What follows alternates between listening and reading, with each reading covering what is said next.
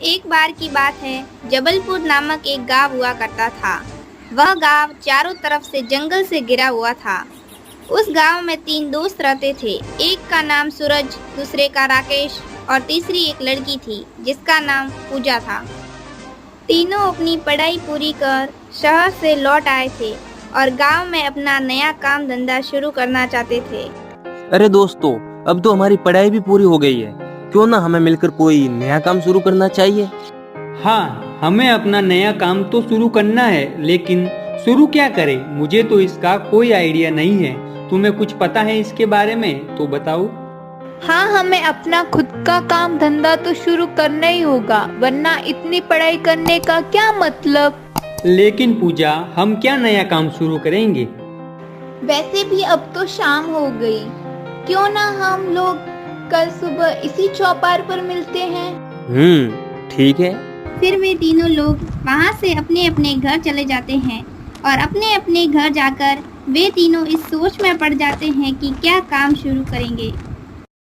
फिर अगले दिन वे तीनों मित्र गांव की चौपाल पर मिलते हैं। तो तुम दोनों आ गए? मैं कब से तुम दोनों का इंतजार कर रहा हूँ। तुम दोनों कोई सुझाव लेके आए हो या फिर ऐसे ही आए हो? हाँ हाँ, हम तो सुझाव लेकर आए हैं, लेकिन तुमने भी सोचा कुछ? हाँ, सोचा है। मेरा विचार तो ये है कि हमें एक कपड़े की नई दुकान खोलनी चाहिए। नहीं, कपड़े की दुकान तो हमारे गांव में 3-4 हैं। हम कपड़े की दुकान तो नहीं खोल सकते। क्यों ना हम खिलौने की दुकान खोले? खिलौने की दुकान? राकेश, ये शहर थोड़ी ना है जो हर दिन हमारे खिलौने बिकेंगे। ये गांव है, यहाँ 1 या 2 दिन खिलौने बिकेंगे, फिर हम क्या करेंगे? बिना ग्राहक के तो ये आइडिया भी बेकार गया। अब तुम बची हो पूजा, अब बताओ तुम्हारा आइडिया क्या है? मेरा तो सुझाव यह है कि हमें गांव में एक छोटा सा होटल खोल लेना चाहिए। वैसे भी मैंने और राकेश ने तो शहर में होटल मैनेजमेंट की पढ़ाई की है, तो हम यह काम करने के लिए कोई भी समस्या नहीं आएगी। हाँ पूजा, तुमने सही कहा। मेरे दिमाग में क्यों नहीं आया यह विचार। हम यह काम जरूर कर सकते हैं, लेकिन हम होटल कहाँ बनाएंगे? हमारे गांव के चारों ओर जंगल है और जंगल में नदी बहती है, जहाँ हर रोज घूमने के लिए पर्यटन आते हैं। हम वहीं जंगल के पास बनाएंगे। हाँ, वैसे भी गांव के पास और जंगल के रास्ते में हमारा पुराना मकान है, उसकी मरम्मत करा के हम होटल आराम से बना सकते हैं। फिर अगले दिन तीनों मिलकर जंगल के रास्ते वाले घर की मरम्मत करने के लिए चले जाते हैं। वाह रे सूरज, तेरा पुराना घर तो वाकई में बहुत बड़ा है। यहाँ तो बहुत ही सुंदर होटल बनाया जा सकता है। हाँ राकेश, तुमने सही कहा। होटल तो अच्छा ही बनेगा और इसके आगे बगीचा भी बना देंगे। कुछ दिनों में तीनों ने मिलकर घर की मरम्मत करके रंग लगा के एक अच्छा और खूबसूरत होटल बना दिया।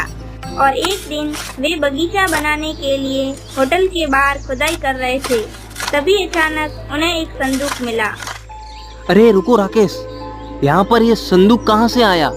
पूजा, तुम्हें तो पता ही होगा यह संदूक कहाँ से आया यहाँ पर। नहीं पता यार, मेरे परिवार ने तो मेरे बचपन में यह घर छोड़कर नए घर में रहने के लिए चले गए थे। ये तब से बंद ही है। चलो यार, इस संदूक को खोलकर देखते हैं क्या है इसमें। तभी उन तीनों ने संदूक खोल दिया। तब अचानक उसके अंदर से एक सुंदर जादुई परी निकली। तुम कौन हो और इस संदूक में कैसे कैद हुई? मेरा नाम चंद्रिका है और मैं एक परी हूँ। कुछ वर्षों पहले मैं स्वर्गलोक से यहाँ आई थी, लेकिन एक तांत्रिक ने मुझे यहाँ कैद करके रखा था। आज तुम लोगों ने मुझे उसकी कैद से आज़ाद कर दिया है, इसलिए मैं तुम तीनों को 3 वरदान दूंगी। जो भी मांगना हो मांग लो। क्या तुम वाकई में परी हो और तुम हमारी मनोकामना पूरी कर सकती हो? हाँ, जो भी वरदान तुम तीनों मांगोगे मैं उसे पूरा करूँगी। पूजा और सुरेश, जादुई परी ने तो हमसे 3 वरदान मांगने के लिए कहा है, लेकिन हम 3 वरदान में क्या मांगेंगे? भाई, मुझे तो कुछ भी आइडिया नहीं है। क्यों ना हम लोग अपने लिए न मांग कर अपने गांव की भलाई के लिए वरदान मांगे, ताकि हमारा गांव भी खुशहाल रहे। हाँ, तुमने सही कहा। अपने लिए कुछ न मांगकर अपने गांव के लिए मांगना ही सही रहेगा। यही सही रहेगा, चलो मांगते हैं जादुई परी से। तो क्या फैसला किया तुम तीनों ने? तुम जो भी वरदान मांगोगे मैं जरूर दूंगी। तुम एक एक करके अपने वरदान मांगो। पहले पूजा तुम मांगो वरदान। क्या चाहती हो तुम? मैं वरदान यह चाहती हूँ कि हमारे गांव की हरियाली और हमारा गांव और भी सुंदर हो जाए। तथास्तु। अब तुम्हारी बारी सूरज। जादुई परी जी, मैं वरदान में ये चाहता हूँ कि हमारे गांव में पीने के पानी की समस्या है। गांव वालों को पानी जंगल में जाकर नदी से लाना पड़ता है। एक तो वो नदी बहुत दूर है और क्या पता वो पानी साफ भी है या नहीं है, फिर भी हम उसे साफ मानकर ही पीते हैं। लोगों ने उसे गंदा कर दिया है। तो आपके पास अगर इस समस्या का समाधान है तो समाधान कीजिए। तथास्तु। यह एक जादुई कुआं है। इसका मीठा पानी कभी खत्म नहीं होगा, परंतु पानी का दुरुपयोग बिल्कुल मत करना। अब केवल तुम बचे हो राकेश, मांगो तुम क्या चाहते हो? जादुई परी जी, मैं यह चाहता हूँ कि हमारे गांव में कभी भी सूखा न पड़े और हमारा गांव हमेशा बीमारियों से बचा रहे। तथास्तु। वाकई में तुम तीनों बहुत अच्छे लोग हो। तुमने अपने स्वार्थ में कुछ भी नहीं मांगा।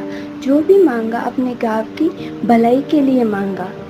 जादुई परी जी, यदि हमारा गांव खुशहाल रहेगा तो हम भी खुश रहेंगे। यदि हमारे गांव पर ही संकट रहेगा तो कोई कैसे खुश रहेगा?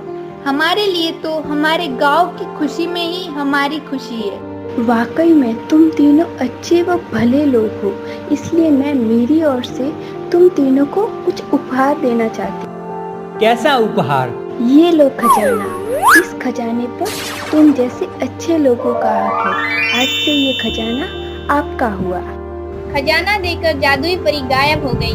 फिर कुछ ही दिनों में उन्होंने अपने होटल को और भी बड़ा बना लिया और खुशी से रहने लगे।